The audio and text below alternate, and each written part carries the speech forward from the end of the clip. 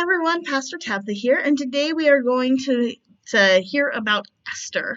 Once upon a time, in the kingdom of Persia, there lived a king by the name of Xerxes. King Xerxes loved to throw incredible parties and would invite many people to the parties to celebrate with him. One day, the king decided to throw the biggest party yet, and it lasted for many days, and people came from all over the kingdom to join in the festivities. The king called for his queen Vashti to come and join him, but she refused, and this embarrassed him. This made the king very angry, and he decided he would find a new queen. In his kingdom there lived a wise and caring man named Mordecai who was looking after his cousin Esther because she didn't have any parents. Esther was beautiful and caring with a smile that would light up a room. She managed to catch the king's attention because of her beauty and gentle nature, and eventually she became the new queen. Now there was a wicked man in the palace called Haman who worked for the king, and Haman detested Esther's cousin Mordecai because he refused to bow down to him. Mordecai would only bow down to God. This angered Haman, so he hatched a plan to get rid of all the Jewish people in the kingdom, which included Mordecai and Esther. Haman tricked the king into signing a law that would harm Jewish people. When Mordecai heard about this law, he quickly told Esther about Haman's plan and asked her to go to the king and to save the people. Queen Esther was scared, and that she knew that that going to the king without being summoned was dangerous.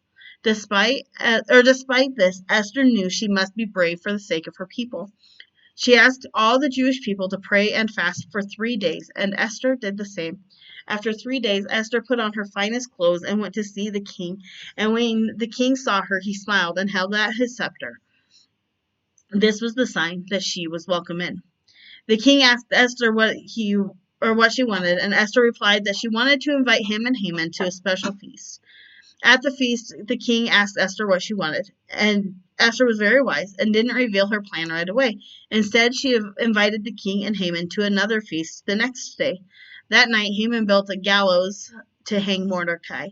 Meanwhile, the king asked for royal records to be read to him. It was then that he learned how Mordecai had once saved his life by uncovering a plot against him. The king was amazed that Mordecai had not been rewarded for his bravery. The next morning, before the second feast, he called Haman into the court and asked him what should be done in honor of someone who had pleased the king. Thinking that the king must be talking about him, Haman suggested that the man would be given a grand celebration. Once he realized it was Mordecai that the king wanted to honor, Haman was horrified. During the second feast, Esther bravely told the king all about Haman's plan to destroy her people, the Jews. The king was furious that what he had heard and had Haman punished for his wickedness, using the same gallows that Haman had built for Mordecai. The king then made a new law to protect the Jewish people and honored Mordecai for his bravery. So when we read this story, it's a story we know, so sometimes we just kind of like sweep it under the rug, like, yeah, we've heard the story 1,000 times. But I think it's important for us to continue to come back to this story, right? And throughout this story, God isn't mentioned. And a lot of people are like, but we know it's God, right? But God's not mentioned, and that's okay, because in everyday life, we're not going to encounter people who know God, right? But we are going to encounter people who live like God and who need to know what love looks like without them having to see or to hear God, the name of God said, right? It's important at all times that we're preaching the gospel, but a lot of times preaching the gospel is done with our actions. So Esther, she could have disobeyed Mordecai. She could have decided she wasn't going to get in that cart and go on to become queen. She could have decided she wasn't going to be queen, that she would defy the king. She could have told Mordecai she wasn't going to go in to see the king.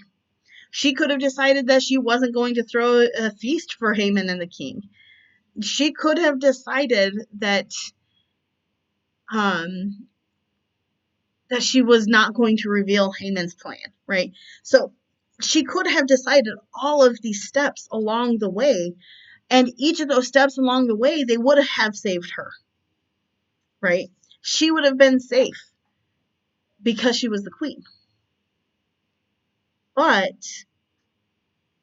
all of those steps along the way, Esther chose to sacrifice her own comforts, right?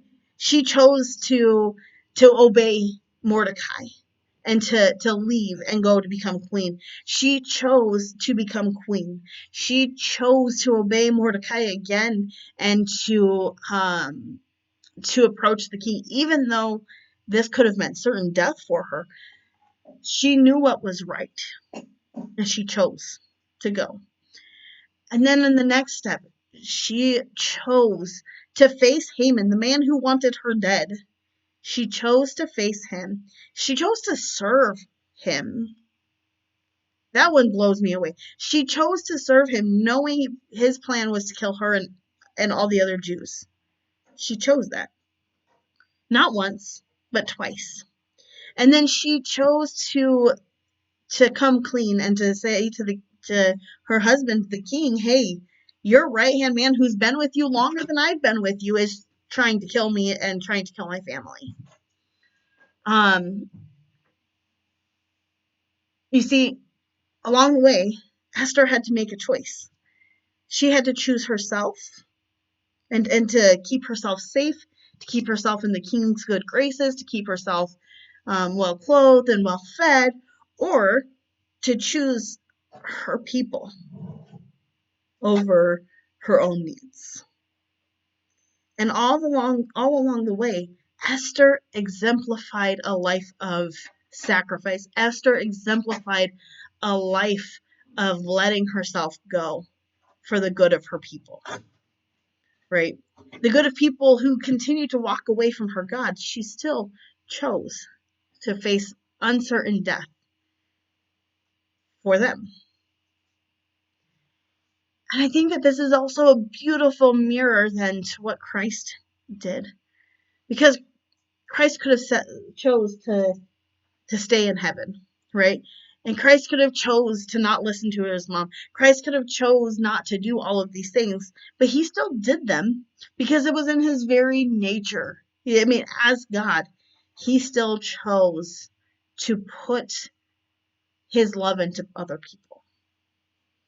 Jesus still chose a life of sacrifice, a life of service, a life of giving up his own wants and his own desires to empower and make other people's lives better.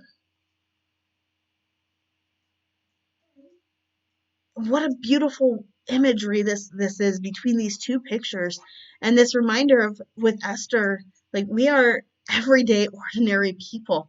Esther was in that day, she was nobody that was important. When she started, she was not important, but she still chose, and in her obedience she was valued. In her love she was valued.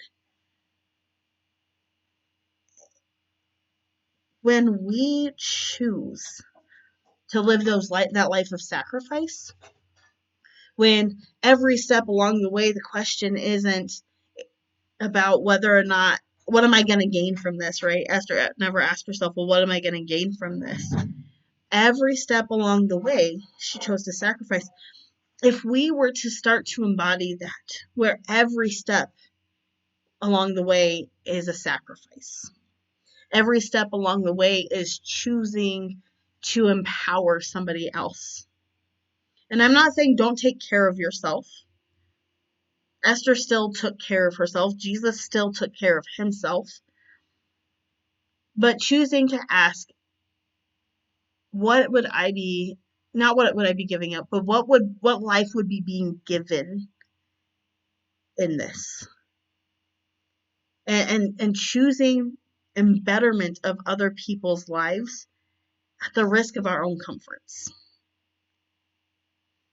So that's, I guess, my thought for this week is, what are our comforts? What is it that we need to give up, to give over, to hand over, so that we can live a life of sacrifice and a life of bettering other people? Um, I guess I will see you next time.